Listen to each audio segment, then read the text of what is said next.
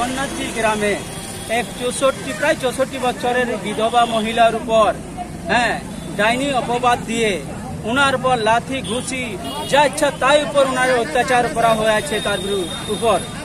সেই অত্যাচারের বিরুদ্ধে যারা করেছেন তাদের বিরুদ্ধে গ্রেপ্তারের দাবিতে আর কঠোর শাস্তির দাবিতে আমরা এই প্রতিবাদ মিছিল আমরা জানি আজকে করলাম। এই প্রতিবাদ কোথায় শুরু করেছিলেন, কোথায় শেষ করলেন? এটা আমরা শুরু করেছিলাম সুপার স্পেশালিস্ট হাসপাতাল থেকে ব্লক মোড়ে ঘুরে আমরা এই কোর্ট মোড়ে এখানে আমরা তার এই 15 থেকে 20 মিনিটের মতো একটা জাম করব, যাতে প্রশাসনের মাধ্যমে সেই দোষী ব্যক্তিদের কঠোর শাস্তি হয়। এটাই আমরা কিন্তু দাবি জানাচ্ছি। আমরা বারবার এটার আন্দোলন করেছি। গত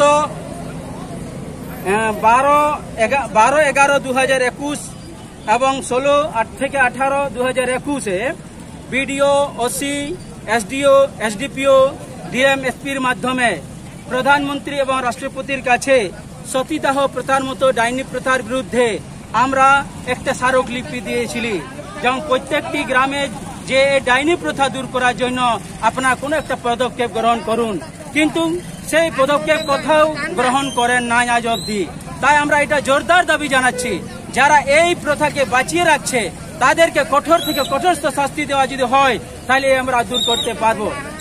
আদিবাসী সেঙ্গেল অভিযান এটা প্রায় আন্দোলন চালাচ্ছে।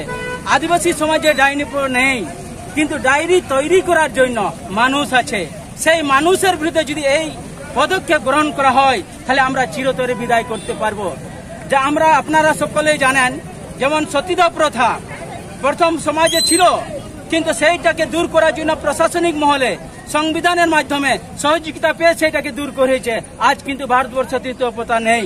ঠিক সেই রকম আদিবাসী সমাজের যে ডাইনি প্রথা আছে এটা দূর করার জন্য পুরা সমাজের মানুষ কিংবা অন্যান্য সমাজের মানুষ এবং প্রশাসনের যদি সহযোগিতা পায় তাহলে এটা দূর হবে, নচেত এই সমাজ থেকে এটা দূর হবে না।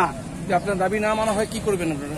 এইটা দাবি যদি না মানা হয় আমরা বৃহত্তর আন্দোলনে নামবো, এবং যতদিন এটা সমাধান না হচ্ছে, দোষীদের যতক্ষণ না গ্রেপ্তার না হচ্ছে, গ্রেপ্তার হয়েছে 2 জন, খবর সোশ্যাল মিডিয়ার মধ্যে আমরা জানতে পেরেছি, কিন্তু পুরা গ্রামের মদত আছে।